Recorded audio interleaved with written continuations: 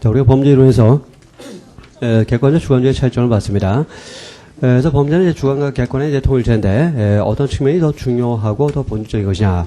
자, 요 시각은 앞으로 계속 등장하게 됩니다. 그래서 대개 이제 객관주의는 객관설의 이름으로 등장하게 되고 주관주의는 주관설의 이름으로 등장하게 됩니다.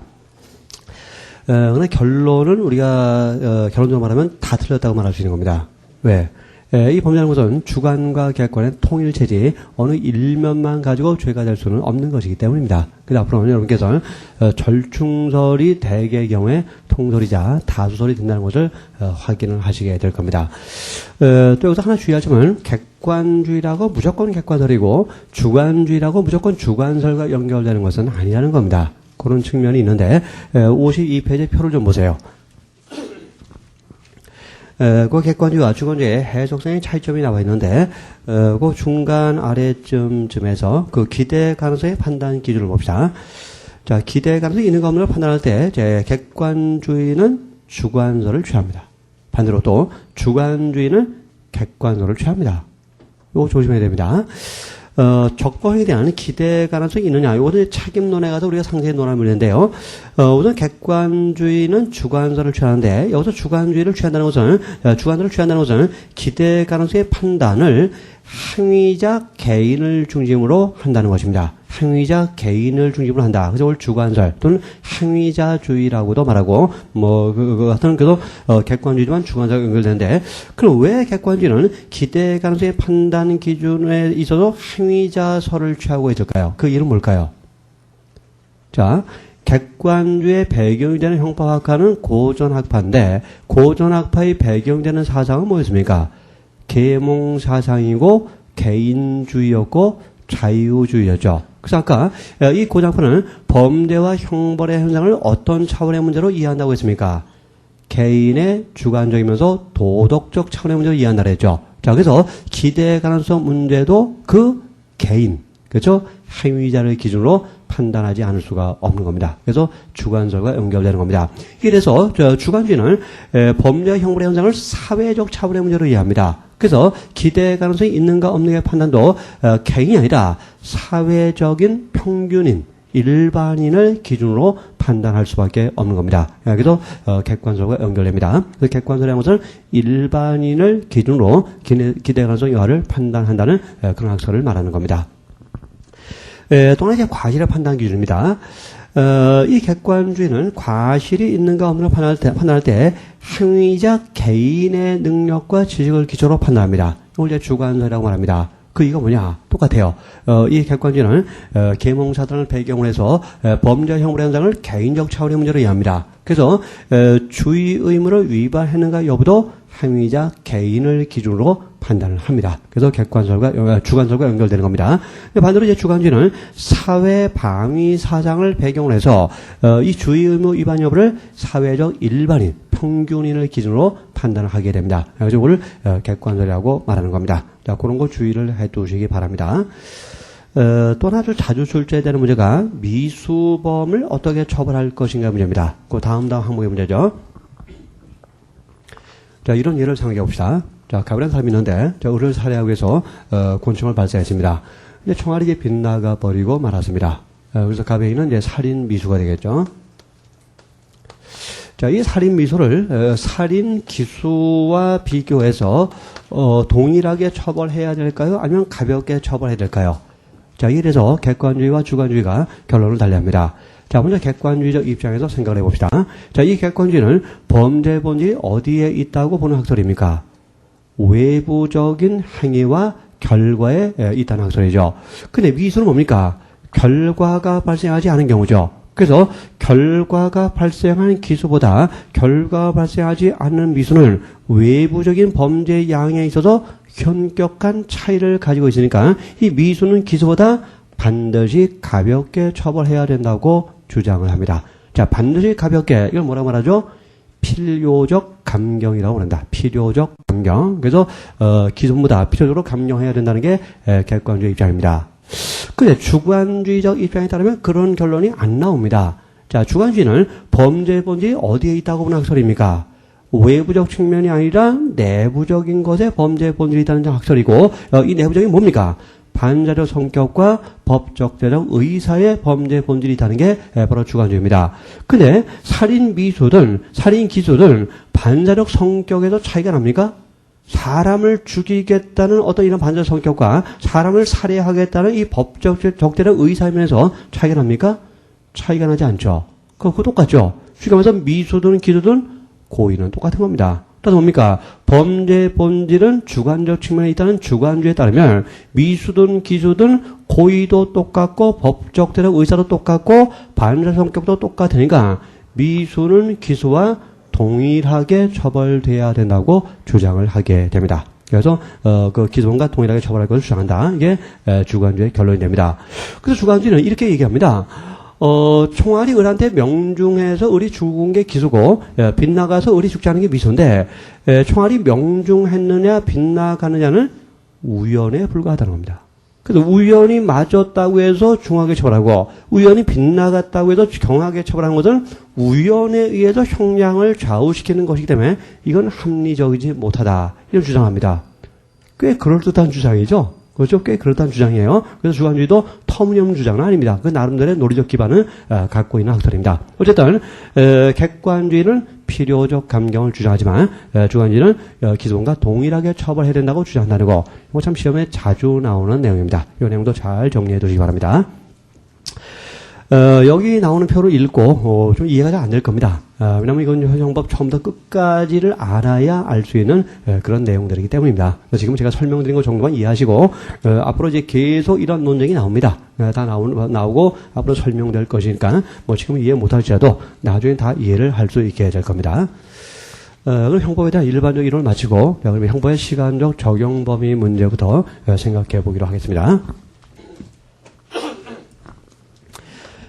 이 조형법정주의가 상당히 중요했고요. 그 다음에 형법의 시간적 적용 범위 문제도 대단히 중요한 부분입니다. 출제 가능성이 매우 높은 부분이에요. 정리를 잘 하셔야 됩니다.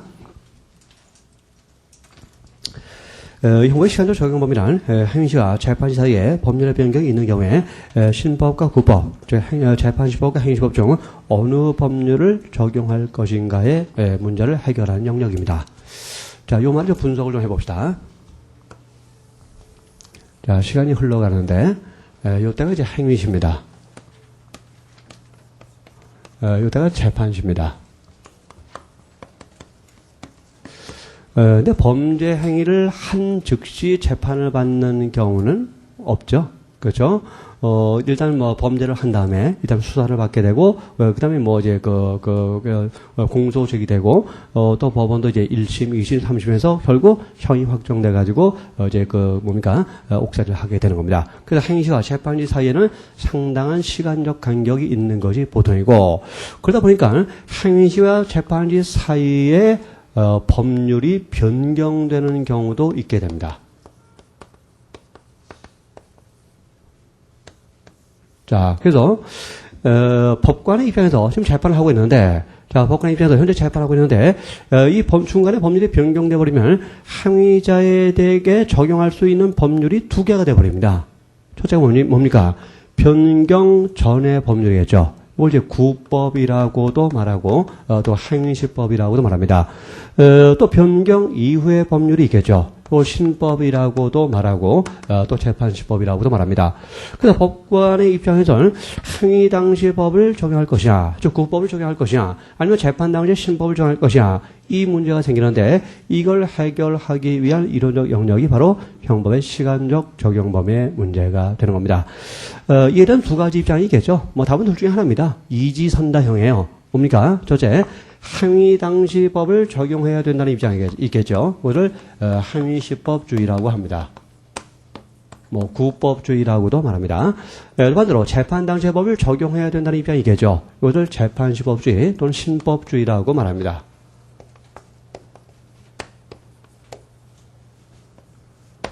이런 두 가지 입장이 있게 되는 겁니다.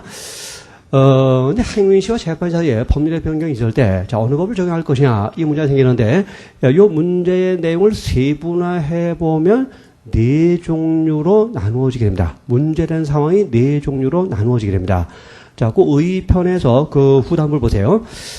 형법 시간적 적용 범위는 첫 번째, 행위 시에는 불가벌이었던 어떤 행태가 후에 범죄로 규정된 경우. 뭡니까? 행위 당시에는 범죄가 아니었다는 겁니다. 자, 범죄가 아니었는데 법률의 개정에 의해서 자, 이 재판시법에 따르면 범죄인 것으로 변경이 됐다는 겁니다. 이런 경우가 첫 번째 문제가 되는 것이고, 두 번째가 행위 시에 유효했던 처벌규가 후에 폐지된 경우가 또 있습니다. 자, 행위 시에는 유효했단 말은 뭡니까?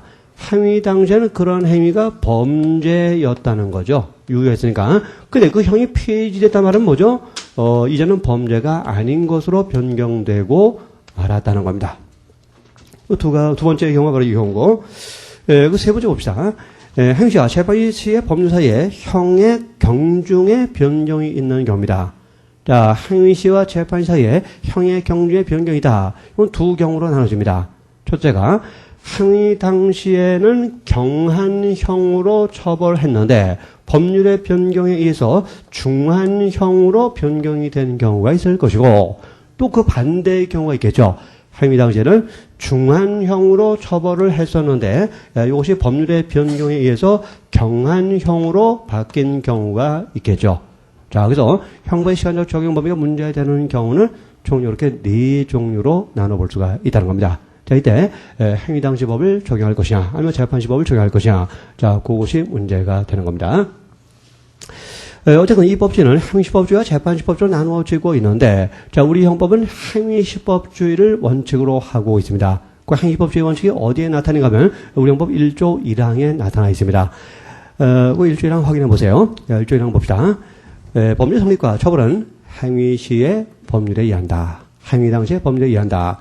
다시 말하면 재판시 법률을 소급 적용할 수 없다. 결국 소급표 금지 원칙을 규정하고 있는 것이고, 소급표 금지 원칙을 또 뒤집어 말하면 행위시법주의가 된다는 겁니다. 그렇죠?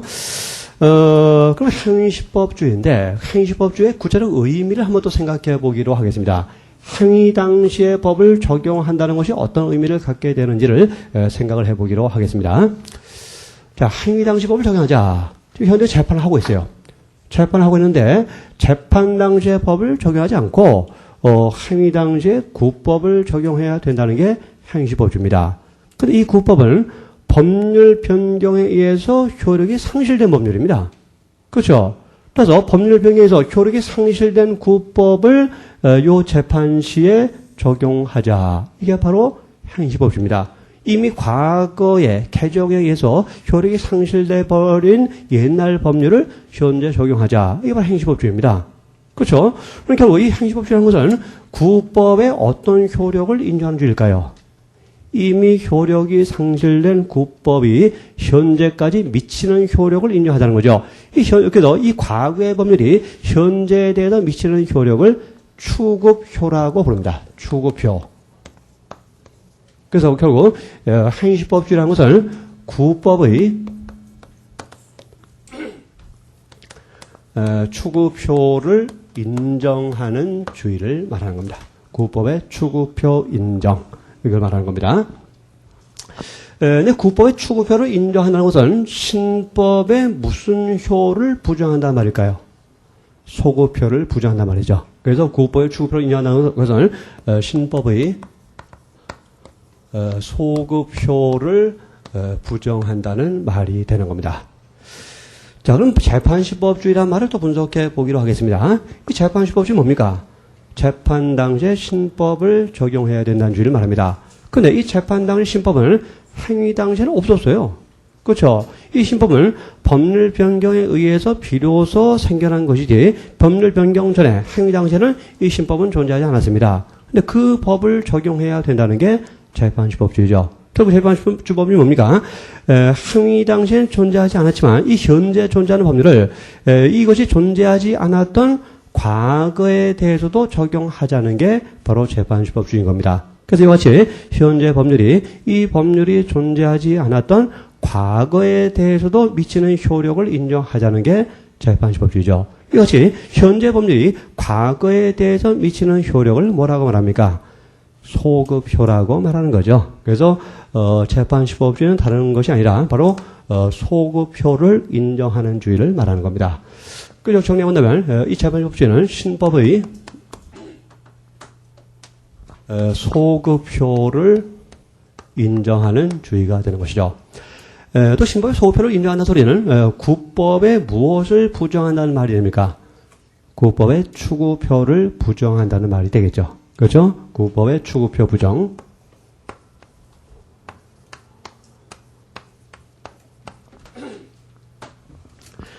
그래서 이런 내용들이 전부 동일한 의미를 갖고 있다는 것을 좀 이해할 필요가 있습니다. 형법의 시한적 적용 범위가 좀 까다롭게 느껴지는데 그 이유 가운데 하나가 이 용어의 문제입니다. 자, 이게 같은 의미를 갖고 있음에도 불구하고 그때마다 다른 표현을 사용하기 때문에 이게 좀 헷갈리는 거죠. 그래서 굉장히 혼란스럽고 좀 어렵게 느껴지는데 사실은 행위시법주의다, 재판시법주의다 이런 표현을 잘 사용하지는 않습니다. 사용하지 않고 도리어 추구표 인정설 또는 추구표 부정설 요 용어를 도리어 자주 사용합니다. 추구표를 인정하는 소리는 구법, 행위시법을 적용하겠다는 소리고 이건 행위시법주의를 말하는 것이구나라고 이해하셔야 되고요. 또 추구표를 부정한다는 소리는 결국 신법의 소급표를 인정하겠다는 주의를 말하는 거죠. 그래서 이건 신법주의, 재판시법주의를 말하는 것이라고 이해를 하셔야만 됩니다. 하여튼 그래서 행위시법주의다, 재판시법주의다 이렇게 표현을 해주면 금방 알아듣기 쉬운데 우리 학자들하고 또 특히 판례는 약간 우회적으로 표현하는 것을 즐긴다 그러죠. 그래서 행위시법주의, 재판시법주의 이런 용어는 잘 안 쓰고 추구표 인정설, 부정설 이런 용어를 더 많이 씁니다. 그걸 주의해야 되고요. 또 1조 1항은 행위시법주의를 언급하고 있는데 1조 1항은 결국 뭡니까? 소급표를 부정하는 것을 내용으로 하고 있는 겁니다. 결국 1조 1항 뭡니까? 소급표 금지 원칙의 형법적 근거가 되는 겁니다. 우리가 죄형법정 리편에서 이미 분석을 했던 그런 내용입니다. 그래서 1조 1항은 소급 금지 원칙을 나타내고 있는 겁니다. 근데 소급 금지 원칙은 무엇의 소급표를 금지하는 원칙이었습니까? 모든 소급표를 다 금지했습니까? 아니죠. 불리한 법률의 소급표만 금지하는 것이죠. 그렇죠? 그러면 형법의 시한적 적용 범위에서 문제가 되는 상황이 네 가지 상황인데 이 경우에서 우리가 1조 1항에 의해서 해결할 수 있는 경우가 있습니까? 없습니까? 1조 1항은 행위시법주의고 결국 불리한 법률의 소급표를 금지하는 소급표 금지 원칙을 내용으로 하고 있는데 자, 이 상황에서 1조 1항이 적용될 수 있는 경우가 있습니까? 없습니까? 두 가지 경우가 있죠. 어떤 경우입니까? 불리하게 변경된 경우. 그렇죠? 첫째죠. 행위 당시 죄가 아니었는데 법률 변경을 통해서 죄가 되는 것으로 법률이 변경됐어요. 불리하게 변경됐죠. 불리하게 변경됐다면 소급표 금지 원칙을 내용으로 하고 있는 1조 1항을 적용할 수 있는 겁니다. 자, 1조 1항은 뭡니까? 행위시법주의죠. 따라서 어떤 법을 적용해야 됩니까? 범죄가 아닌 행위 당시의 법을 적용해야 되는 겁니다. 여전히 무죄가 된다는 거죠. 그렇죠? 또 하나가 있네요. 뭡니까? 세 번째죠. 행위 당시에는 경한형으로 처벌했는데 법률 변경을 통해서 이제 중한형으로 처벌되도록 불리하게 변경됐다는 겁니다. 근데 불리한 것은 소급 적용할 수 없죠. 그래서 소급표 금지 원칙이 적용되는 경우인데 소급표 금지 원칙은 결국 1조 1항의 행위시법주의를 말하는 겁니다. 그래서 이 경우도 1조 1항이 적용이 되는 경우입니다. 자, 1조 1항은 행위시법주의니까 뭡니까? 경한형을 규정하고 있는 행위 당시 법을 적용해서 경하게 처벌해야지 중하게 처벌할 수는 없게 된다는 겁니다. 그렇죠? 그래서 첫째와 두 번째는 1조 1항 가지고 해결을 해야 되는 겁니다. 이것이 우리 헌법은 행위시법주의를 원칙으로 하고 있어요. 그래서 행위 당시 법을 적용하는 게 원칙입니다. 여기서 등장하는 문제가 언제가 행위시냐 하는 문제입니다. 행위시가 언제입니까? 자, 범죄 행위시를 말할 텐데, 범죄를 시작했을 때일까요? 즉, 실행에 착수실까요? 아니면 범죄 행위를 끝냈을 때일까요? 아니면 범죄 행위의 종료실까요? 아니면 결과 발생실까요? 도대체 행위시가 언제입니까? 자, 우리 통설과 판례는 이 행위시는 실행행위의 종료시라고 말합니다. 실행행위의 종료시가 행위시다라는 게 통설과 판례의 태도가 되는 겁니다. 그래서 착수시 아닙니다. 그 다음에 결과 발생시 아닙니다. 실행행위가 종료됐을 때, 실행행위가 끝났을 때 그때가 행위시가 된다는 게 우리 통설과 판례의 태도가 됩니다. 그래서 행위시를 결정하는 구체적인 경우를 생각해 보기로 합시다. 그 두 번째 항목에서 실행이 계속 중에 법률이 변경된 경우를 보겠습니다. 자, 실행이 계속 중에 법률이 변경됐다는 게 어떤 의미를 갖고 있는지 보세요. 자, 실행이가 시작돼서 계속됐다가 나중에 끝났어요. 이 범위 안에 있는 게 이제 실행이 계속 중인 경우죠. 실행이 계속 중에 법률이 변경됐다는 겁니다. 자, 그 도중에 법률이 변경됐는데, 변경 전의 법률이 구법일 것이고, 변경 이후의 법률이 신법이겠죠. 그럼 이 사건의 경우는 구법이 행위시법입니까? 아니면 신법이 행위시법이 됩니까? 행위시가 언제라 그랬죠? 실행행위의 종료시가 행위시입니다. 그러니까 요때가 행위시입니다. 종료시. 그다음에 이 행위시에 시행되어 있는 법률을 적용해야 되는데 이게 행위시법 중인데 그때는 신법이 시행되고 있었죠. 그래서 신법이 행위시법이 되는 겁니다. 구법이 아니라 신법이 행위시법이 된다는 겁니다. 결국 실행이 계속 중에 법률이 변경됐다는 소리는 실행이가 신구법에 걸쳐서 행해졌다는 거죠. 그때는 종료시의 법이 행위시법이 되는 것이고 나도 종료 당시에 신법을 적용해야 됩니다. 자, 이 내용은 잘 기억해 두시기 바랍니다. 이와 관련된 이제 판례를 하나 봅시다. 밑에 판례 연구에서 페놀 사건을 보세요.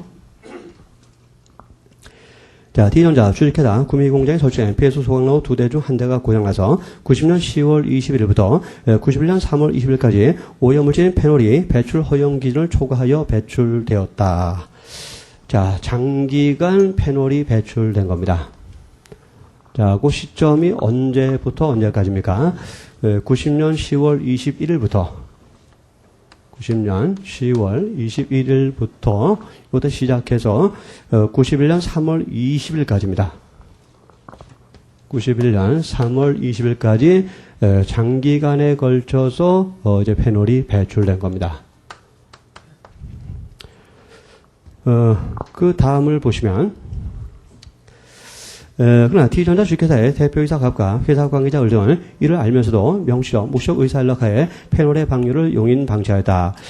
위와 같은 행위에 대해서는 91년 1월 31일까지는 환경보존법이 적용되나 91년 2월 1일부터는 수질환경보존법이 적용된다. 자, 갑등에게 적용되는 법률이 환경보존법이냐 수질환경보존법이냐가 문제가 됩니다. 그래서 91년 1월 31일 자정까지는 그 환경보존법인데 그 다음날 0시부터는 수질환경보존법이 적용된다는 겁니다. 그래서 91년 2월 1일부터 하겠죠. 그래서 91년 2월 1일 0시부터는 수질환경보존법이 적용되는 겁니다.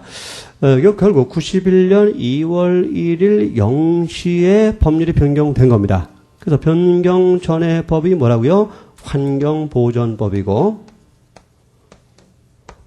변경 이후의 법이 수질환경보존법입니다. 근데 형이 지금 변경되는데 어떻게 변경되는가를 주목을 해야 됩니다. 자, 환경보존법일 때는 3년 이하의 징역 또는 1,500만 원 이하의 벌금입니다. 그래서 3년 이하의 징역 또는 1,500만 원 이하의 벌금인데 개정된 수질환경보존법은 5년 이하의 징역 또는 3천만 원 이하의 벌금입니다. 아주 중요해져서요. 그래서 5년 이하의 징역, 그 다음에 3천만 원 이하의 벌금입니다. 그래서 벌금은 2배로 상향 조정됐고, 징역형도 거의 2배 가까이 상향 조정됐다는 겁니다. 중하게 변경됐죠. 중하게. 이거 어떻게 됩니까, 이거? 자, 일단 이제 행위시 당시의 법을 적용하는 게 원칙이죠. 그렇죠. 그럼 언제가 행위시인가를 먼저 판단을 해야 될 겁니다. 언제가 행위시입니까? 실행행위의 종료시가 행위시죠. 그럼 페놀의 배출이 종료된 때가 행위시인 겁니다. 그럼 언제 끝났습니까? 91년 3월 20일이죠. 이때가 종료시고 이때가 실행행위의 종료시니까 이때가 행위시가 되는 겁니다. 근데 행위시에 시행되고 있었던 법률은 환경보존법이 아니라 수질환경보존법이죠. 그럼 뭡니까? 수질환경보존법을 적용해야죠. 그래서 수질환경보존법을 적용해서 5년 이하의 징역 또는 3천만 원 이하의 벌금으로 처벌을 해야 되는 겁니다. 이제 판례이면서 또 우리 통설의 입장이기도 합니다. 뭐 좀 이상한 거 없습니까? 우선 환경보존법이 수자환경보존법으로 개정이 되는데 불리하게 개정됐습니까? 유리하게 개정됐습니까? 불리하게 개정됐습니다. 그럼 불리한 법률은 소급 적용할 수 없는 거죠. 근데 지금 불리한 수질환경보존법을 적용해야 된다는 게 대법원의 태도입니다. 자, 이거 죄형법정제 위반되는 거 아닙니까? 아닙니다. 아니에요. 자, 소급표 금지 원칙은 자 불리하게 변경된 것을 소급 적용할 수 없다는 것인데 우리가 이 소급표 금지 원칙을 논하면서 한 가지를 간과하는 경우가 있습니다. 그 한 가지가 뭐냐? 법률 변경의 시점입니다. 자, 언제 불리하게 변경된 것을 소급 적용할 수 없는 것일까요?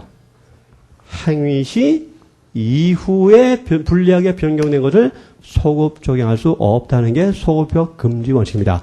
행위 시 이후에 불리하게 변경된 것을 행위 시에 소급 적용할 수 없다는 게 소급표 금지 원칙입니다. 그래서 불리하게 변경됐다고 무조건 소급표 금지 원칙을 적용할 수 있는 게 아니라 행위 시 이후에 변경됐다는 또 하나의 전제 조건이 갖춰져야 된다는 겁니다. 이 사건의 경우는 지금 불리하게 변경됐는데 행위 시 이후에 법률이 불리하게 변경됐습니까? 자, 이때 종료시가 행위시고 이 이후에 지금 불리하게 변경된 겁니까? 아니죠. 종료시, 행위시 이전에 변경된 거죠. 그렇죠? 이때는 소급표 금지 원칙의 적용 대상이 아닙니다. 그거 좀 주의하세요. 그래서 불리하다고 무조건 안 돼. 이렇게 단편적으로 생각하지 마시고 행위시 이후에 불리하게 변경되면 그 불리하게 변경된 법률을 소급 적용할 수 없다는 거. 그 점을 주의하시기 바랍니다. 어떻게 의사는 불리하게 변경되긴 했지만 행위시 이후에 변경된 것이 아니기 때문에 소급표 금지 원칙이 직접적으로 적용된 사안이 아니고 의사는 그냥 형법의 시간적 적용 범위에 문제가 되는 겁니다. 그래서 종료시가 행위시고 행위시법이 수질환경보존법이니까 이때는 수질환경보존법에 따라서 중하게 처벌을 해야 되는 겁니다. 우리 판례의 태도이고 통설도 이 점을 지지하고 있습니다.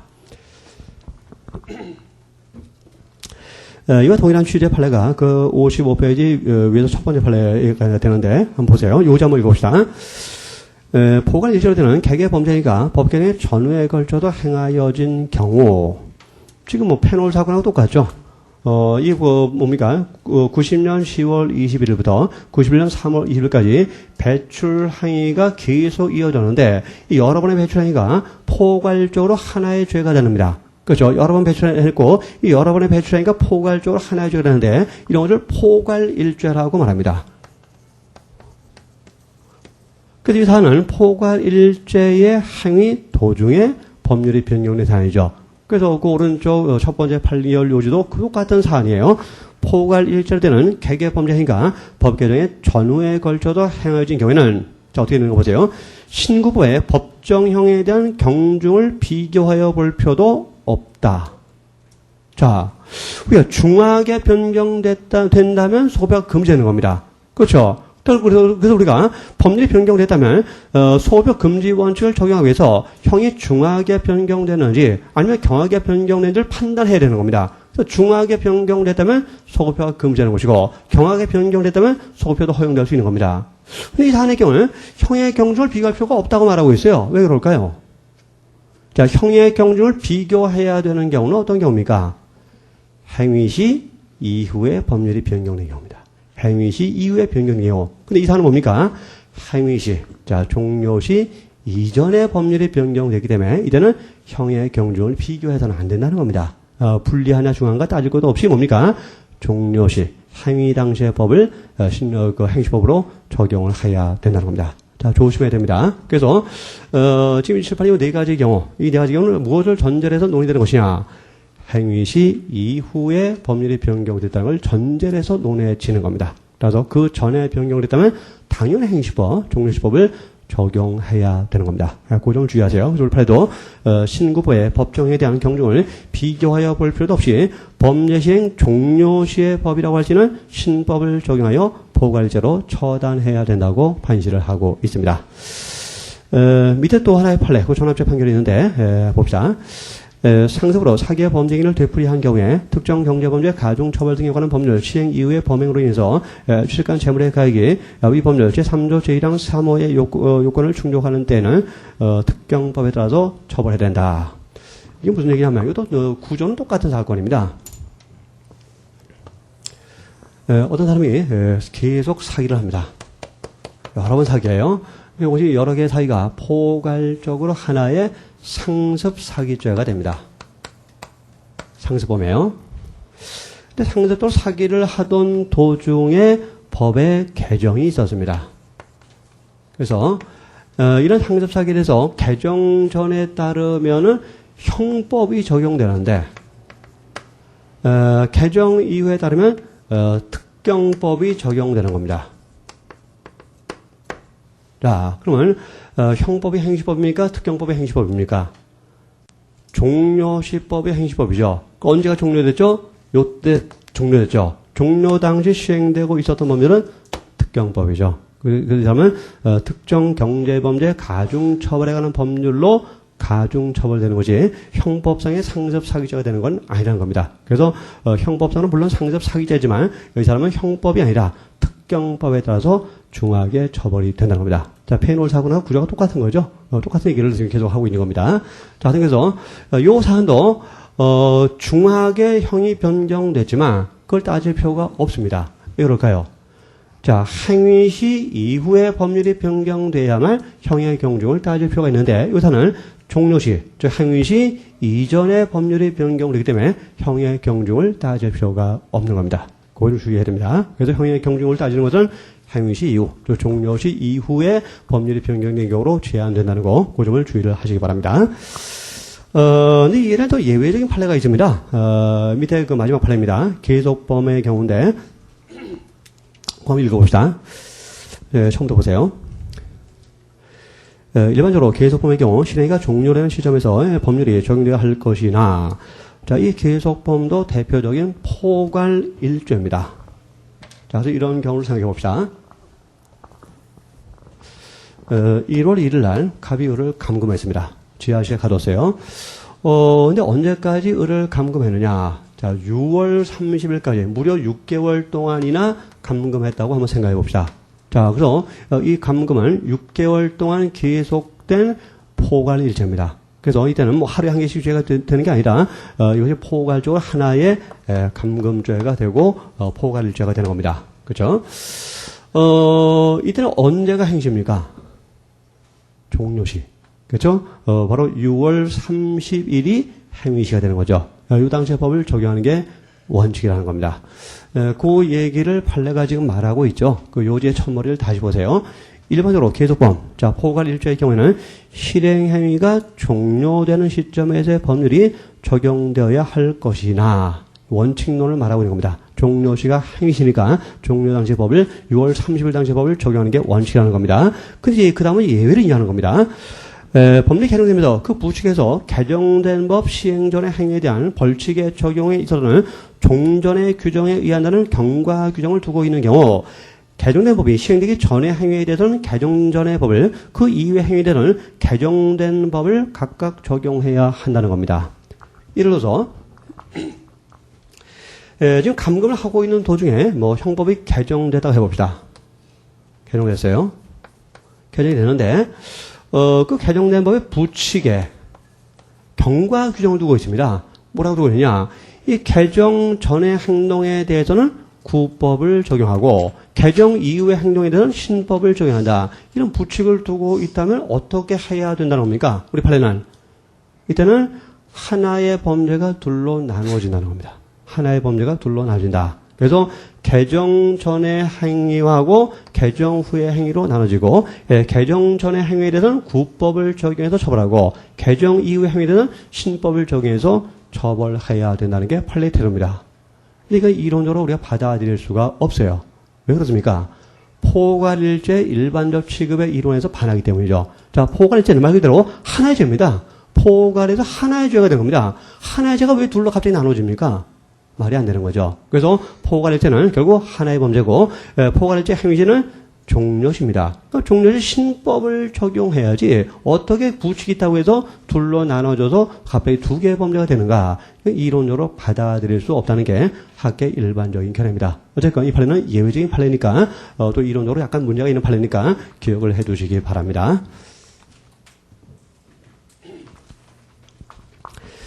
자, 이제 우리 행위시를 결정하는 방법을 보고 있습니다. 자, 행위시는 실행이 종료시를 말합니다. 혼동하면 안 돼요. 그래서 착수시가 아닙니다. 시작했을 때가 아니다. 실행행위를 끝냈을 때가 행위시다라는 겁니다. 또 결과 발생시도 말하는 게 아닙니다. 그래서 하여튼 실행행위, 행위가 끝났을 때가 행위시가 된다는 게 우리 통독어 판례 테러입니다.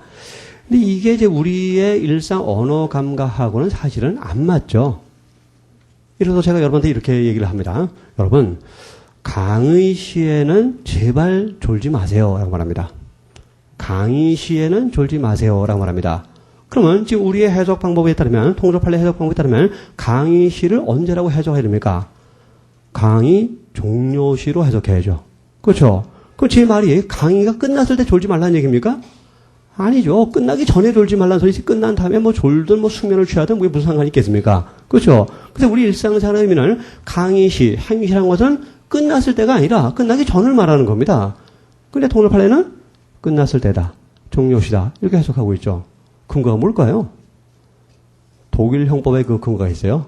독일 형법 명문으로 종료식 행위라고 언급하고 있는데 우린 그게 없어요. 없음에도 불구하고 독일 이론을 그냥 빌려다 쓰는 겁니다. 별 생각 없이 그냥 끌어다 쓰는 겁니다.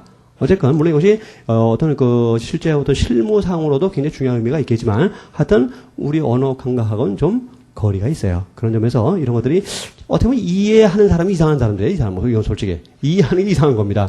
우리 상식하고 반하는데 상식에 반하는 거 어떻게 이해합니까? 그렇죠. 우리는 그렇구나라고 받아들일 뿐이지 사실 이해하기는 어려운 부분입니다. 그런 점에서 이게 좀 까다롭게 느껴지는 겁니다. 이해가 안 되니까. 자, 그 다음에 이제 세 번째로 실행이 종료 후 결과 발생 전에 법률 변경의 경우를 봅시다. 저거 표현들이 말썽말썽해요. 의미가 확 와닿지 않는다는 겁니다. 요다 이제 착수시고, 요다 이제 실행의 종료시입니다. 그 다음에 이제 결과가 발생을 했다는 겁니다. 예를 들어서 갑이라는 사람이 을한테 독약을 먹였습니다. 그래서 1월 1일 날 독약을 먹였고, 자, 사람 이제 착수로 나갔고, 이제 독약을 이제 연거푸 2번 먹였습니다. 그래서 1월 2일 날, 또 먹였고, 그래서 1월 2일 날 살인행위는 종료가 된 겁니다. 근데 이 독약은 즉시 효과가 발생하는 독약은 아니었고, 서서히 약효가 발휘되는 독약이었습니다. 그래서 결국 피해자는 1월 31일 날 사망을 해버리고 말았다는 겁니다. 근데 이제 1월 15일 날 형법이 개정됐다고 해봅시다. 그래서 개정 전의 법은 구법이고 개정 후의 법은 신법인데 그럼 이 사건의 경우에 구법이 행위시법일까요? 아니면 신법이 행위시법일까요? 행위시법이 언제 법을 말하죠? 행위 종료시법을 말하죠. 종료시. 그럼 언제 날짜의 법이 행위시법입니까? 1월 2일이죠. 그렇죠? 요때 종료를 했으니까 종료시가 행위시고 요때 시행되고 있었던 법률은 구법이었죠. 그래서 구법을 적용해야 되는 게 원칙입니다. 자, 그래서 어떤 행위시, 행위 종료시 그걸 가지고 행위시법을 판단한다는 거 대단히 중요한 내용이고 까다롭죠. 출제 가능성 매우 높은 내용들입니다. 어쨌든 우리는 그 형법의 시간적 적용 범위에 대해서 우리 형법의 원칙에는 행위시법주의를 보고 있습니다. 그래서 행위당 제법을 적용하는 게 원칙이고, 이때 행위시라는 것은 착수시를 말하는 것도 아니고, 또 결과 발생시를 말하는 것도 아니고, 실행행위의 종료시를 말하는 겁니다. 실행의 종료시가 행위시고, 그 종료시에 시행되고 있던 법이 행위시법으로서 적용이 되는 겁니다. 그죠? 또 행위시법주의는 주행법정주의 관점에서는 바로 소급표 금지 원칙을 말한다고 했죠. 그래서 불리하게 변경된 것을 소급 적용할 수 없다는 그런 것을 내용으로 하고 있습니다. 이런 예외가 있습니다. 예외. 자, 그 다음 56페이지인데 1조 2항과 3항이 바로 그에 대한 예외가 되는데 1조 2항과 3항을 봅시다. 자, 2항을 보세요. 이 2항과 3항은 전부 암기를 해야 될 조문입니다. 이 조문 자체가 그대로 출제되는 경우가 상당히 많습니다. 자, 1조 2항.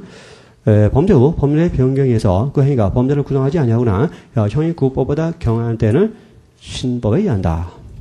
신법에 의한다. 무슨 말입니까? 무슨 주의를 규정하고 있는 거죠? 신법을 적용하는, 즉 재판시법을 적용하는 재판시법주의를 규정하고 있는 겁니다. 자, 행위시법주의가 원칙인데 1조 2항은 예외로서 재판시법주의를 규정하고 있다는 겁니다. 그렇죠? 그럼 1조 2항, 자, 재판시법의 소급 적용을 긍정하고 있다는 거죠. 그렇죠? 재판시법에 소급 적용을 긍정하고 있는데 왜 재판시법에 소급 적용을 긍정하는가? 1조 2항을 다시 보기로 하겠습니다. 보세요. 범죄 후 법률의 변경에서 그 행위가 범죄를 구성하지 아니하거나 어떤 경우입니까? 칠판에 어떤 경우죠? 두 번째 경우죠. 행위 당시에는 범죄였는데 이것이 그 이후에 법률의 변경에 따라서 이제는 범죄가 아닌 것으로 변경됐다는 겁니다. 자, 어떤 특징을 가지고 있습니까? 유리하게 법률이 변경됐다는 거죠. 자, 소급표 금지 원칙은 불리한 법률의 소급표를 금지하는 원칙입니다. 따라서 유리하게 변경된 것까지 금지하는 원칙이 아니라는 겁니다. 그러면 이제 법률이 유리하게 변경됐다면 그럼 어떻게 해야 됩니까? 반드시 유리한 것은 소급 적용을 해야 되는 겁니까? 그건 아닙니다. 자, 이 죄형 법정주의 소급표 금지 원칙은 어디까지 요구하는 것이냐? 불리한 법률에 소급 적용을 해서는 안 된다는 것까지만 요구합니다. 그러면 유리하게 변경된 것은 어떻게 할 것이냐?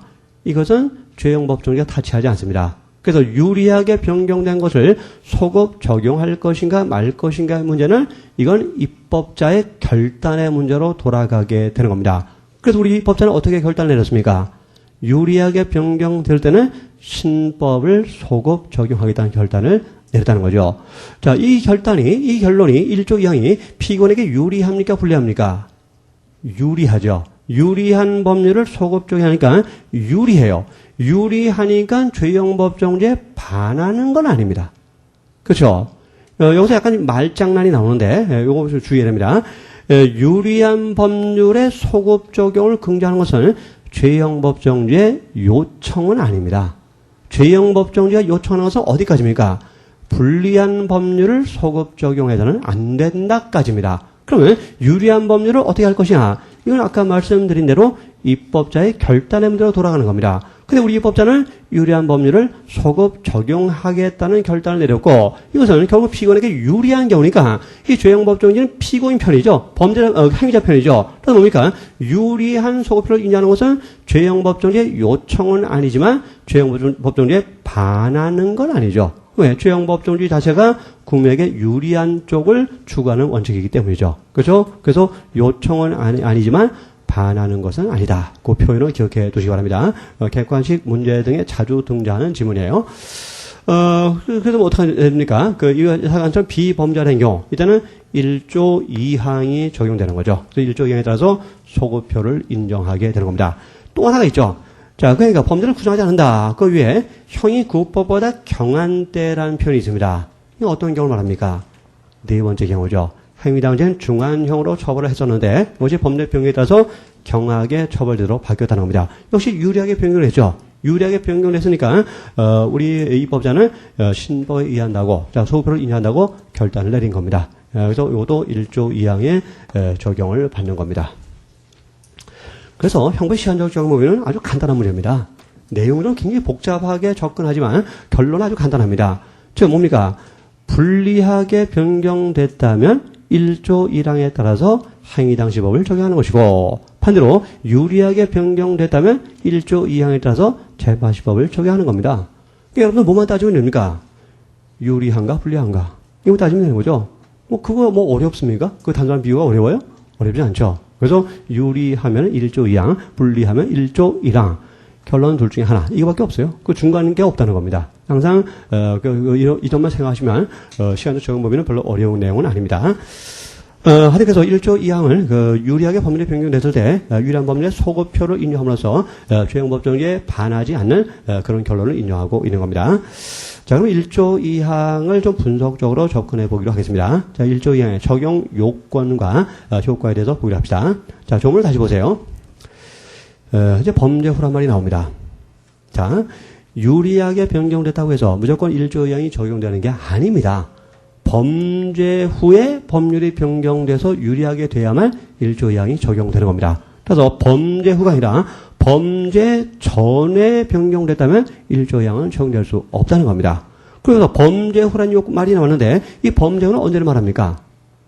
범죄 시 후를 말하는 것이고 그럼 범죄 시는 또 언제를 말하는 겁니까? 행위 시를 말하는 겁니다. 그래서 범죄 후란 말은 행위 시 이후란 말인데 근데 행위 시가 또 언제입니까? 행위의 종료 시죠. 그래서 범죄라는 말은 실행의 종료시 후를 말하는 겁니다. 자, 착수시 후가 아닙니다. 결과 발생 시 후가 아니라 아까 말씀드렸던 것처럼 실행 행위의 종료시 후. 이게 바로 범죄 후고 바로 행위시 후를 말하는 겁니다. 자, 그거 좀 주의해야 되고요. 두 번째 법률의 변경이라는 말이 나오는데, 자, 이 법률 말이 나왔어요. 이 법률이라는 말이 그 죄형법정주에서 성문 법률주의 법률하고 의미가 같을까요? 다를까요? 자, 죄형법정주의 그 성문 법률주에서 법률은 어떤 법률을 말했죠?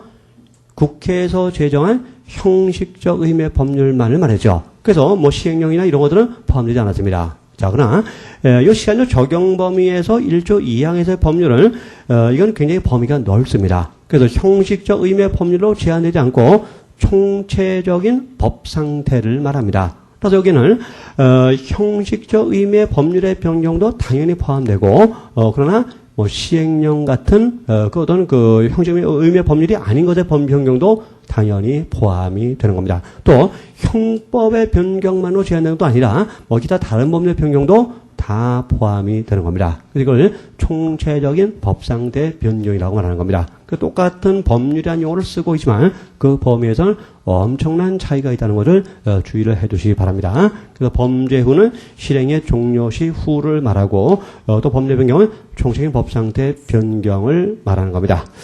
그럼 이제 그러니까 범죄를 부정하지 아니하구나. 이 바로 비범죄화된 경우를 말하죠. 행위 당시에 범죄였는데 재판시법에 따르면 범죄가 아닌 것으로 변경된 경우를 말하고요. 그럼 비범죄화 됐을 때 법원은 어떤 판결을 선고해야 될까요? 자, 범죄였던 것이 범죄가 아닌 것으로 변경됐다. 이때 1조 2항을 적용하게 되는데 이제 신법에 적용하게 되는데 그럼 어떤 판결을 선고합니까? 무죄 판결입니까? 아닙니다. 이때는 형사소송법상으로 면소 판결을 선고하도록 되어 있어요. 조심해야 됩니다. 그래서 이 그 비범죄화 됐다고 해서 무죄 판결을 선고하는 것이 아니라 형사소송법상으로는 면소 판결을 선고하도록 되어 있습니다.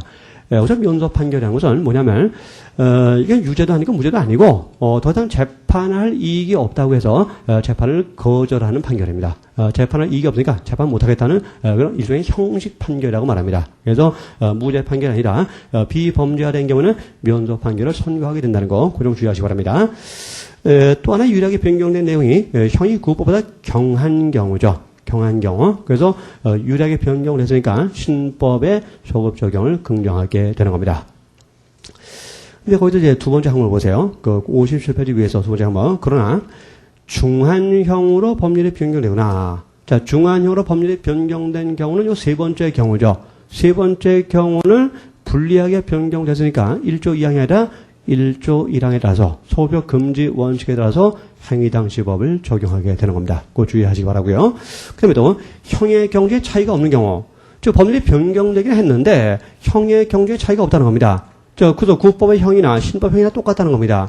이때는 어떤 것을 적용해야 됩니까? 구법입니까? 신법입니까? 일단 원칙으로 돌아가서 구법을 적용해야 됩니다. 왜냐하면 행시법주의가 우리 형법의 원칙이기 때문이죠. 그래서 형의 경중에 차이가 없을 때는 일단은 행위당시의 법에는 구법을 적용해야 됩니다. 오직 유리하게 경하게 변경돼야만 신법을 적용하고 불리하게 변경되거나 또 형의 경중에 차이가 없을 때는 일단은 신법이 아니라 구법 행위당시법을 적용해야 되는 겁니다. 자, 그 내용이 중요하고요.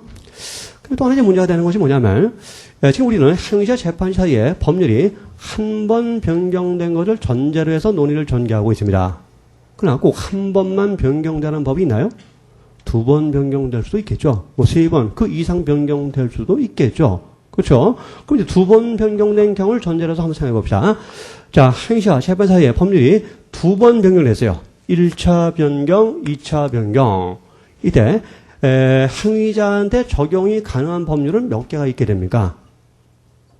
두 번 변경되면 세 개가 있게 됩니다. 세 번 변경되면 네 개가 있게 됩니다. 자, 지금 두 번 변경되는데 어떤 법률이 존재합니까? 일단 행위당시법이 존재하고 있죠. 두 번째 재판당시법이 존재하고 있죠. 세 번째 뭐가 있습니까? 행위시법과 재판시법의 중간에 중간시법이 존재하고 있죠. 이렇게 세 개가 존재하게 되는 겁니다. 그럼 세 개 법률 가운데 어떤 법률을 적용해야 됩니까? 그냥 중간 거? 우리나라 사람은 중간을 참 좋아하죠. 뭐 중앙 얼마나 좋아합니까? 그래서 뭐 중앙이라는 이름을 가진 뭐 상호가 얼마나 많습니까? 근데 그게 아니라 일단은 세 개의 법률을 비교해서 세 개의 법률 가운데서 가장 경한 것, 가장 유리한 것을 적용해야 된다는 것이 우리 통절과 판례의 태도입니다. 이건 굉장히 자주 출제되는 내용입니다. 그래서 중간시법이 존재할 경우, 중간시법이 존재하는 소리는 행위자 재판인 사이에 법률이 한 번 변경된 것이 아니라 여러 번 변경된 것이고, 일단은 그 여러 개의 법률을 다 비교해서 행위자한테 가장 유리한 법률, 가장 경한 법률을 적용해야 된다는 것이 통절과 판례의 태도입니다. 대단히 중요한 내용입니다. 근데 어쨌건, 보세요. 비범죄화 됐다면 1조 2항에 따라서 신법이 적용되는 것이고, 그래서 면접 판결을 선고한 나라죠. 또 경한형으로 변경됐을 때도 1조 2항에 따라서, 신법이 적용되는 겁니다. 그래서 경한형으로 처벌하게 되는 건데, 그래서 중하게 변경됐다면 1조 1항을 적용하는 것이고, 경하게 변경됐다면 1조 2항을 적용하는 것입니다. 여기서 등장하는 문제가 뭡니까?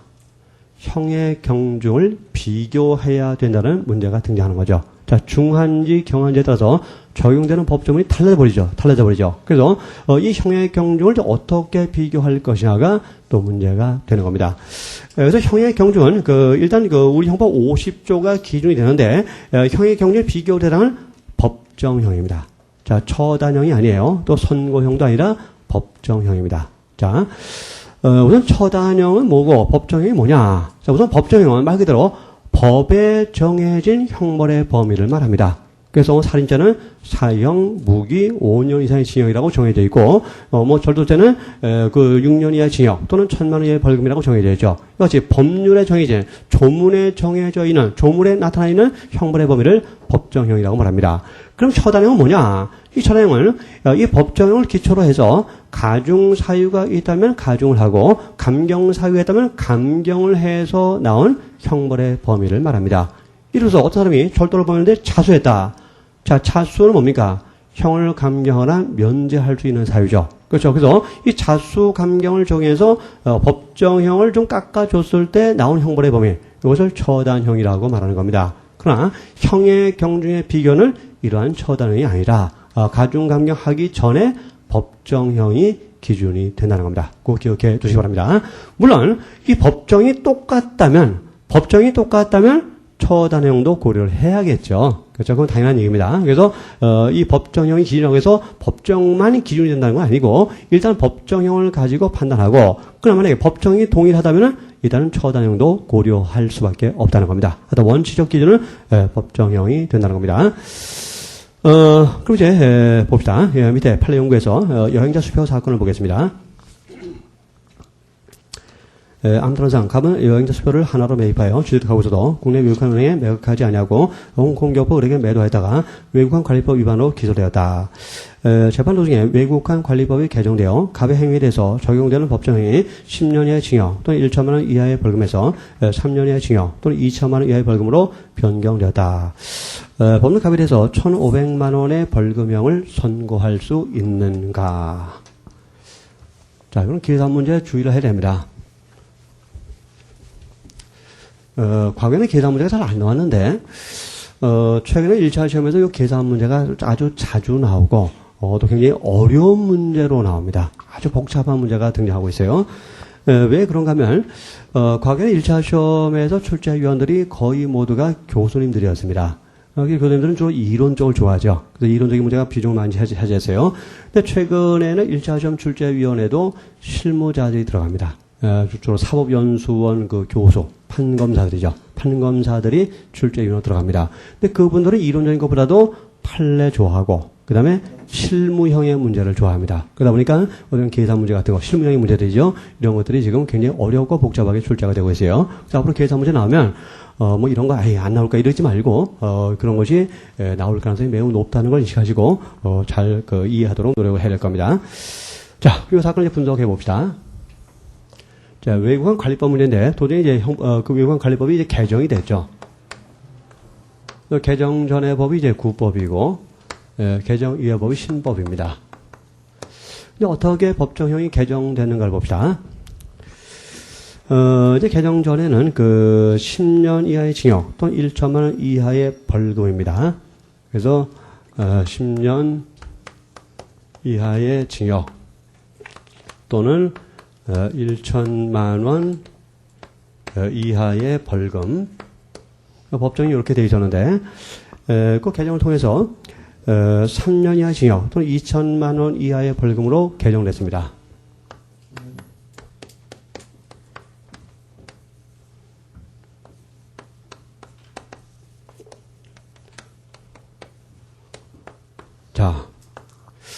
자, 이 형이 변경됐는데 중하게 변경됐다면 1조 1항에 따라서 행위 당시 법을 적용해야 되고 경하게 변경됐다면 1조 2항에 따라서 재판 당시 법을 적용해야 되는 겁니다. 이 사건에서 지금 형이 지금 중하게 변경됐습니까? 아니면 경하게 변경됐습니까? 우선 징역을 기준으로 판단해 본다면 10년이 3년으로 바뀌었으니까 경하게 변경됐다고 말할 수 있겠죠. 근데 거꾸로 벌금을 기준으로 한다면 1,000만 원이 2,000만 원으로 올라갔으니까 중하게 변경됐다고 또 얘기할 수 있겠죠. 그래서 경하다면 1조 2항, 중하다면 1조 1항인데 형의 경우를 지금 어떻게 판단해야 됩니까? 기준이 뭡니까? 법정형이라고 그랬죠. 이게 다 법정형이에요. 그렇죠? 10년의 징역, 다 이게 법정형입니다. 그럼 법정형 가운데 무엇이 기준이 된다는 소리일까요? 법정형 가운데 가장 중한 것을 기준으로 해서 형의 경중을 평가해야 되는 겁니다. 자, 그럼 이제 징역도 법정형이고 벌금형도 법정형인데 징역이 벌금형보단 중한형으로 평가됩니다. 그래서 이때는 벌금은 고려하지 마세요. 벌금을 고려하지 말고 벌금은 형의 경중을 판단하는데 기준이 될 수 없고 징역만이 기준이 되는 겁니다. 그럼 이 사안은 어떻게 되는 겁니까? 10년이 3년으로 바뀌었으니까 이 사안은 경한형으로 법률이 변경된 사안이 됩니다. 자, 경한형으로 법률이 변경됐으니까, 자, 1, 2, 3, 4 가운데 어디에 해당됩니까?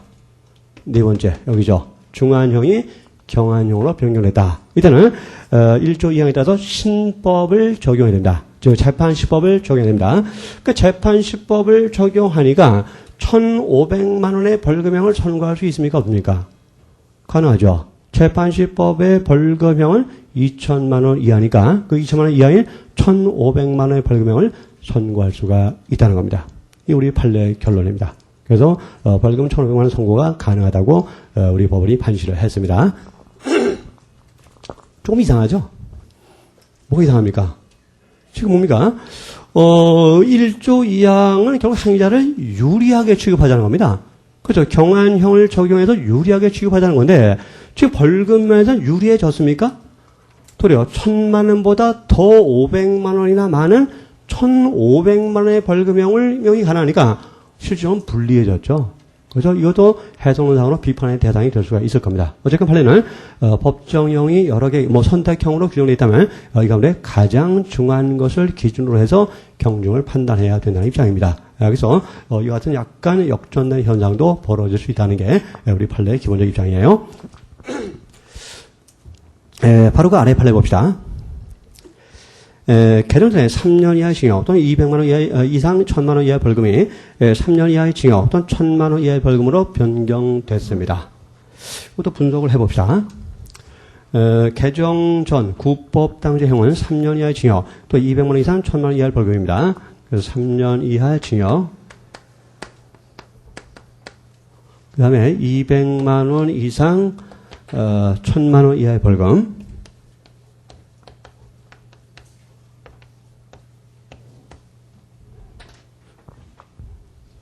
그렇게 돼 있고, 근데 이제 개정의 신법은 어떻게 되십니까?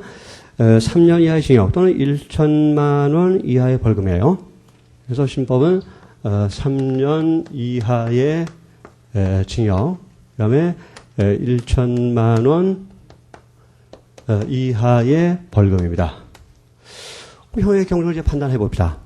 자, 중하게 변경됐다면 1조 1항에 따라서 행위당시법이 적용되는 것이고 경하게 변경됐다면 1조 2항에 따라서 재판시법이 적용되는 겁니다. 자, 중합니까? 경합니까? 자, 기준이 뭐죠? 법정형이죠. 이 사안은 징역도 법정형이고 벌금도 법정형이에요. 그럼 무엇이 기준이 되는 게 원칙입니까? 중한형, 징역이 기준이 되는 것이 원칙이죠. 근데 징역은 똑같네요. 3년 이하 징역, 3년의 징역 똑같아요. 그럼 이때는 어떻게 합니까? 형의 경중이 없다 이렇게 판단해야 됩니까? 아니죠. 이때는 보충적으로 이 벌금형을 가지고 판단할 수밖에 없겠죠. 그래서 가장 중요한 것이 똑같다면 그 다음 중요한 것을 가지고 경중을 판단해야 되는 겁니다. 그래서 벌금을 가지고 이때는 판단할 수밖에 없는데, 자, 200만 원 이상 1000만 원 이하가 1000만 원 이하로 바뀌었어요. 자, 이게 경하게 변경된 겁니까? 아니면 중하게 변경된 겁니까? 우선 벌금의 상한을 놓고 본다면 상한이 1000만 원에서 1000만 원이니까 상한은 변경된 게 없습니다. 근데 하한은 어떻습니까? 자, 국법 당시에 벌금형의 하한은 200만 원인데, 자, 신법은 1000만 원 이하라고 하고 있고, 이하라고 했을 때 벌금의 하한은 얼마가 됩니까? 특별히 말하고 있지 않다면 5만 원이 됩니다. 5만 원. 그럼 뭡니까? 하한이 200만 원에서 5만 원으로 변경된 겁니다. 경하게 변경된 거죠. 자, 경하게 변경됐다면 1조 2항에 따라서 신법을 적용해야 되겠죠. 자, 그래서 우리 판례도 뭐라고 했습니까? 일단은 개정된 법률, 또 신법에 의하여 처벌하여야 할 것이다라고 판시를 한 겁니다. 자, 그런 계산 문제를 조심을 해야 되고요. 마지막 판례를 봅시다. 행시법인 구변호사법 제54조 규정된 형은 징역 3년이고, 자, 해봅시다.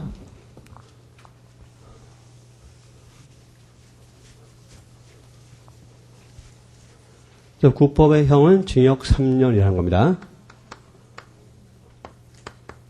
3년. 뭐 3년 이하의 징역이다 이 말이겠죠. 현행 변호사법 제78조에 규정된 형은 5년 이하 징역 또는 1천만 원 이하의 벌금입니다. 그래서 5년 이하의 징역 또는 1000만 원 이하의 벌금이라는 겁니다.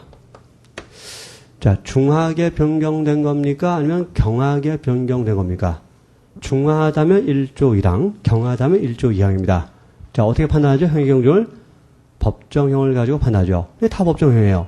근데 법정형 가운데 무엇을 가지고 판단하죠? 가장 중요한 것을 가지고 판단하죠. 그래서 벌금도 법정형이고 징역도 법정형인데 징역이 더 중요하죠. 징역을 가지고 판단해야 되는 겁니다. 그럼 징역 3년이 징역 5년으로 바뀌었으니까 중하게 변경된 사안이죠. 자, 중하게 변경됐다면 1조 1항이 적용되는 겁니다. 따라서 이때는 1조 1항 행시법주의에 따라서 행위 당시 법을 적용해야 됩니다. 그래서 징역 3년 이하로 처벌을 해야 된다는 결론이 나오게 되는 겁니다. 역시 이것도 좀 이상하죠? 뭐 이상합니까? 자, 신법에 따르면, 자, 이 대법원은 신법이 중하다 그랬어요. 근데 신법에 따르면 벌금형의 선고가 가능합니다. 근데 구법에 따르면 벌금형을 선고할 수가 없어요. 누가 징역살이 하고 싶겠습니까? 이거는 돈 주고 나오는 게 낫죠. 그렇죠? 도리어 사실은 구법은 벌금형을 선고할 수 없음으로써 신법보다 불리한 측면도 있다는 겁니다. 그러나 우리 대법원은 그런 거 고려하지 않죠. 그냥 법정형 가운데 가장 중요한 것만 가지고 판단하니까 비록 신법에 따라서 벌금의 선고가 가능할지라도 그러나 징역이 더 중요하기 때문에 신법을 적용할 수는 없다는 겁니다. 그래서 구법인 3년 이하 징역으로 징역만 선고해야 되고 벌금형은 선고할 수 없다는 게 우리 대법원의 태도입니다. 좀 형식적인 느낌이 좀 들죠. 실질적으로 취급하지 않는다는 문제가 엿보이고 있다는 겁니다. 자, 그럼 계산 문제를 잘 정리해 주시기 바랍니다. 이게 요지니까 이 요지를 출제하면서 슬쩍 말을 바꿀 수 있을 겁니다. 어떻게 바꿀 수 있을까요? 결론 부분이죠. 그래서 그 밑에서 두 번째 판례는 개정된 법률이 아니라 개정 전의 법률에 의하여 처벌하여야 할 것이다. 이렇게 만들 수 있겠죠. 그렇죠? 굉장히 어려운 문제가 되어버립니다. 다 계산해봐야 이게 나오는 거기 때문에. 또 두 번째 판례는 뭡니까? 마지막 구법의 형이 더 경하다. 이걸 갖다가 신법의 형이 더 경하다. 이렇게 표현을 바꿀 수도 있겠죠. 역시 대단히 어려운 문제가 됩니다. 이런 건 자주 해봐야 됩니다. 자꾸 해봐야 되지. 그냥 대충 피상적으로 대충 그렇군 하고 이렇게 넘어가면 안 됩니다. 스스로 또 해보시기 바랍니다. 자꾸 복습을 할 때 제가 설명한 것처럼 신법, 구법 나눠가지고 한번 이렇게 짚어가면서 자꾸 해봐야 돼요. 반복해봐야 됩니다. 그래야만 이것이 나의 것으로 소화가 될 수 있다는 겁니다. 하여튼 그래서 1조 2항 우리가 문제를 다 해결을 했고요. 그 다음에 이제 58페이지에 또 판례를 좀 봅시다. 58페이지 첫 번째 판례 보세요. 요지 봅시다. 신구형법의 형의 경우를 비교함에 있어 형을 가중 감경할 때는 형의 가중 또는 감경한 후에 비교하여야 한다. 이게 맞아요? 자, 형을 가중하거나 감경해서 나온 형벌의 범위를 뭐라고 말한다 그랬죠?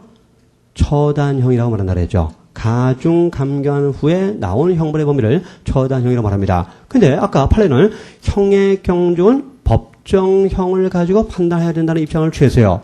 그래서 처단형이 아닙니다. 근데 이 판례에서도 처단형을 가지고 형의 경중을 비교해야 된다고 말하고 있다는 겁니다. 앞뒤가 안 맞죠? 앞뒤가 안 맞아요. 앞뒤가 안 맞지만 이걸 우리가 조화롭게 해석한다면 어떻게 해석할 수 있을까요? 법정형이 똑같은 경우. 그렇죠. 법정이 똑같은 경우는 할 수 없이 처단형을 고려할 수밖에 없겠죠. 그런 의미로 이해할 수밖에 없다는 겁니다. 어쨌든 모순돼 보이는 판례지만 함부로 이런 것을 틀렸다고 판단하면 곤란합니다. 하여튼 이런 것도 있으니까 그대로 기억해 두시기 바랍니다. 그리고 두 번째 판례 이미 설명드린 건데 이것도 요지 한번 봅시다. 행위자, 재판 사이에 수차 법령의 변경이 있는 경우, 자, 수차 법령의 변경이 있는 경우는 무엇이 있는 경우죠? 중간시법이 존재하는 경우죠. 이때 어떤 법을 적용해야 됩니까? 중간시법입니까? 아니죠. 여러 개의 법률을 비교해서 그 중에 가장 경한 법률을 적용해야 되는 겁니다. 이것도 이제 결론법으로 슬쩍 바꿀 수 있겠죠. 뭐 중간시의 법 규정을 적용해야 된다. 이런 식으로 슬쩍 바꿔서 지문을 만들 수가 있을 겁니다. 그래서 이런 것들이 요즘 문제 추세요. 요지를 출제하면서 요지 말바꾸기 문제. 그렇죠? 이렇게 굉장히 좀 까다로운 문제로 등장한다는 겁니다. 그래서 이런 것들은 본문이라고 생각하시면서 그 표현 하나하나, 단어 하나하나에 신경을 쓰시면서 기억을 좀 해두셔야 됩니다. 그 밑에 나머지는 그냥 참고서 한번 읽어보시기 바랍니다. 그 다음에 이제 1조 3항을 또 우리가 남겨두고 있는데, 1조 3항을 또 한번 읽어보고 분석해 보기로 하겠습니다. 자, 1조 3항, 56페이지 다시 보시기 바랍니다. 재판 확정 후 법률의 변경에서 그러니까 범죄를 구성하지 아니한 때는 형의 집행을 면제한다라고 되어 있습니다. 자, 그럼 1조 3항을 다시 한번 분석해 본다면 일단 법률 변경의 시점을 뭐라고 설명하고 있습니까? 1조 2항은 범죄 후라고 말하고 있는데 1조 3항은 재판 확정 후라고 말하고 있어요. 그래서 이걸 이제 그림으로 표현해 본다면 이렇게 차이가 납니다. 범위에서. 시기에서 차이가 나는데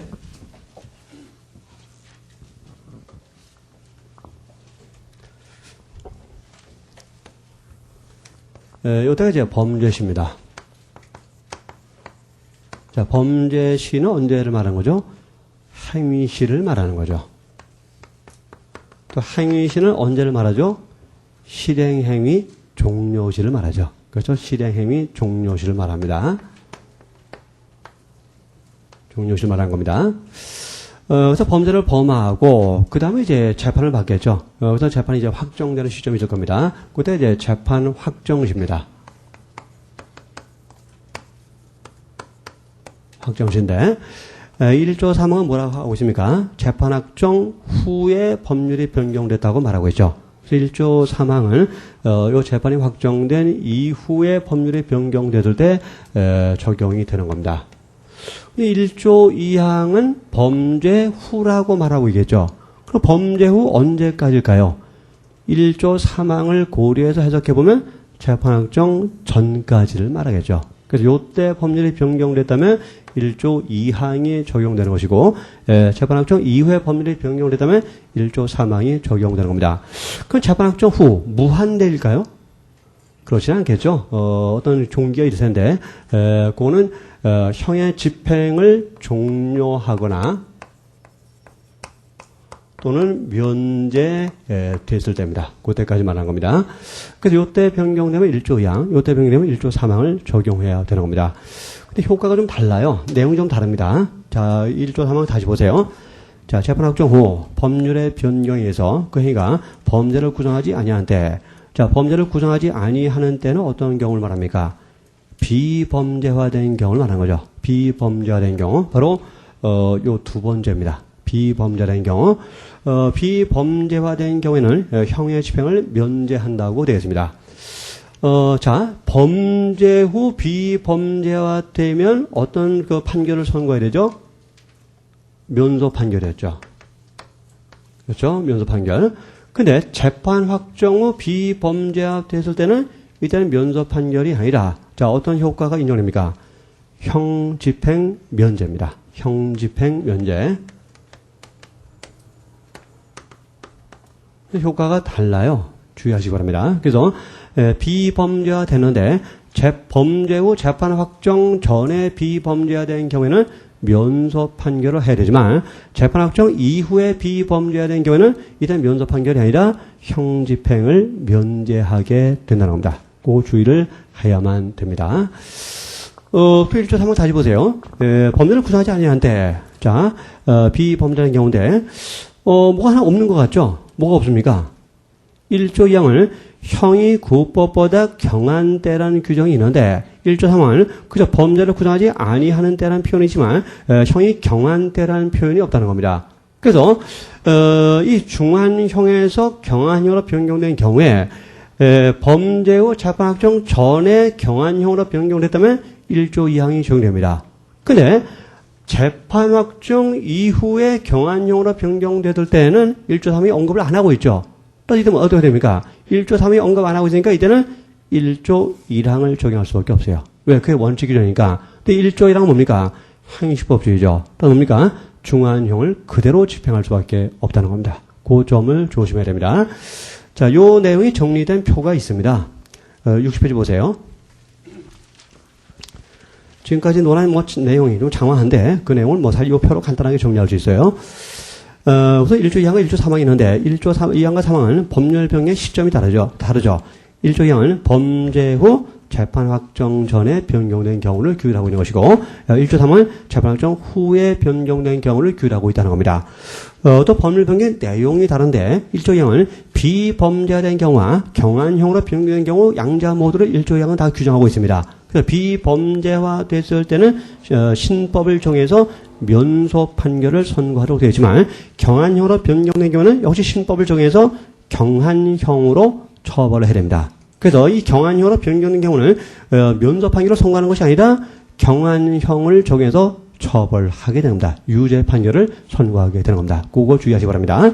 근데 재판 확정 후에 법률이 변경된 1조 3항이 적용되는 경우는 비범죄화된 경우에는 면소 판결이 아니라 형집행을 면제하도록 되어 있어요. 근데 경한형으로 변경된 경우에 대해서는 1조 3항이 언급하고 있지 않다 그랬죠. 그래서 1조 3항이 언급하고 있지 않다면 1조 1항을 적용할 수밖에 없어요. 자, 요 1조 2항과 3항은 1조 1항에 대해서 어떤 성격을 갖고 있습니까? 예외 규정의 성격을 갖고 있는 겁니다. 1조 1항은 행위시법주의가 원칙이고 1조 2항과 3항은 예외 규정이에요. 근데 1조 3항에서 예외를 언급하고 있지 않다면 뭡니까?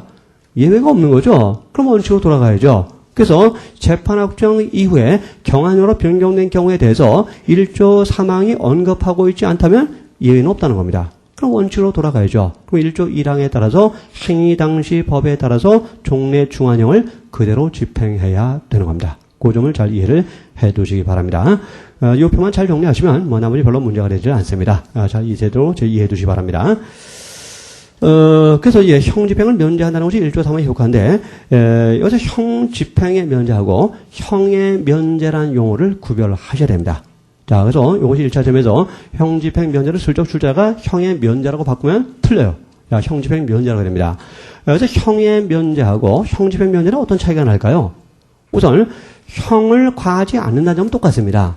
그러나 그 사유의 존재 시점이 다릅니다. 그래서 재판 확정 전에 발생한 사유로 인해서 형을 면제하는 경우를 그냥 형의 면제라고 말하고요. 재판이 확정된 이후에 발생한 사유로 인해서 형을 과하지 않은 경우를 형집행 면제라고 말합니다. 그래서 1조 3항은 재판 확정 이후에 비범죄되죠. 그래서 재판 확정 이후에 발생한 사유로 인해서 형을 과하지 않는 경우이기 때문에 이것을 형의 면제라고 하지 않고 형집행의 면제라고 말합니다. 그 용어를 구별을 하셔야 된다는 거. 따라서 집행만 면제일 뿐이고 형 선고는 여전히 유효합니다. 효력이 있어요. 효력이기 때문에 이것은 이 전과는 누범 전과가 될 수가 있습니다. 왜냐하면 형 선고는 그대로 유효하기 때문에 전과는 남는다는 겁니다. 전과는 그대로 남고 다만 집행만 하지 않을 뿐이라는 겁니다. 그런 점을 잘 이해를 해두시면 됩니다. 그럼 60페이지에서 이제 형법 1조 2항과 3항에 대해 적용을 이제 배제할 수 있는가 하는 문제를 생각해 보기로 하겠습니다.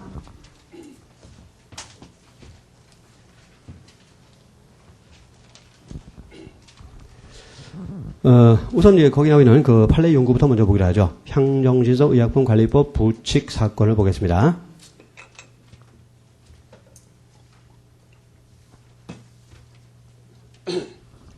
자, 사주관계. 향정신성 의약품 관리법 제40조는 97년 12월 31일 법률 5485로 개정되어 그 법정이 무기 또는 7년 이상의 징역에서 무기 또는 5년 이상의 징역으로 경하게 변경되었으나 그렇죠. 7년이 5년으로 바뀌었으니까 당연히 경하게 변경된 경우죠. 자, 경하게 변경됐다면 칠판에 이 네 가지 경우 가운데 어디에 해당되는 겁니까? 바로 네 번째 여기에 해당되는 거죠. 중한 거제 7년이 5년으로 경하게 변경된 요 경우에 해당되는 겁니다. 그 다음은 당연히 뭡니까?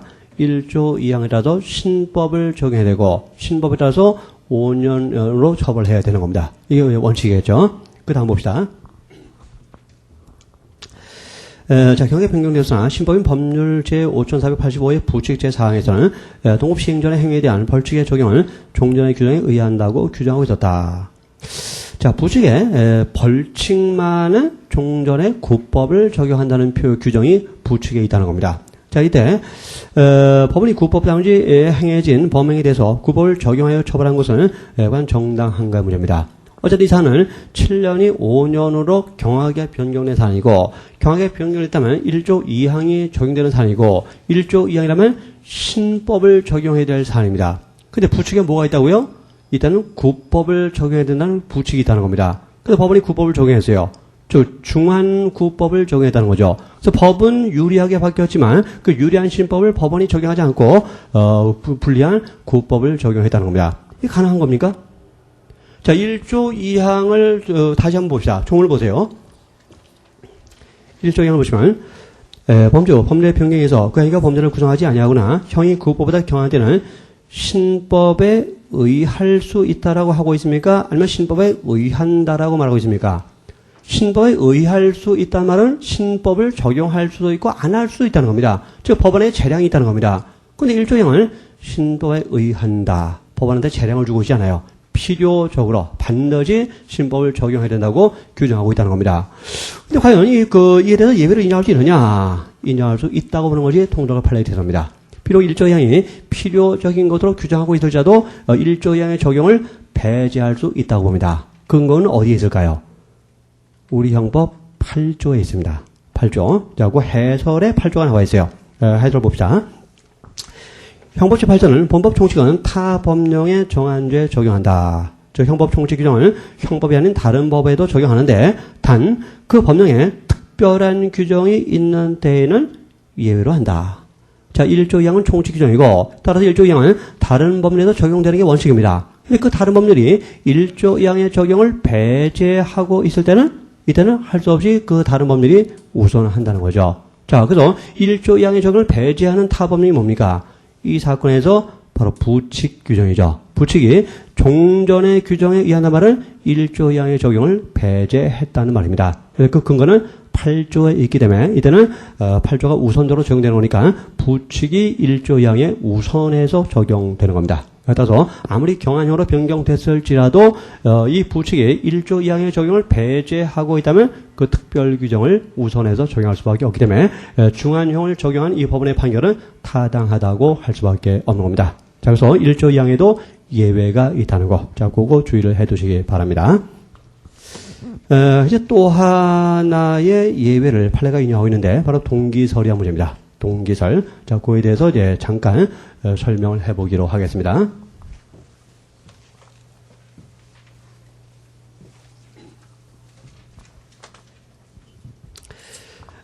지금 1조 2항이 적용되는 경우가 지금 유리하게 변경된 경우입니다. 그래서 범죄였던 것이 범죄가 아닌 것으로 또 중하던 것이 경하게 변경된 경우인데 이것이 이같이 유리하게 변경되는데 우리 판례는 이에 대해서 제한을 가하고 있습니다.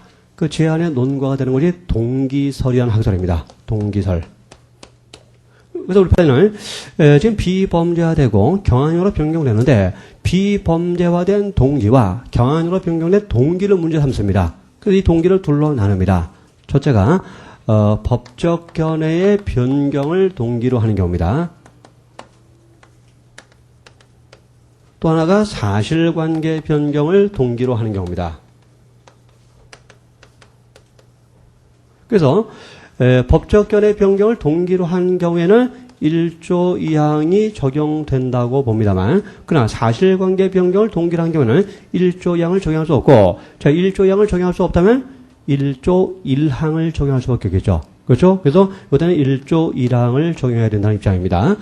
여기서 1조 2항을 적용한다는 것은 어떤 의미를 갖습니까? 신법을 적용한다는 의미를 갖고 있는 것이고, 1조 1항을 적용한다는 소리는 상위당시법, 구법을 적용한다는 의미를 갖게 되는 거죠.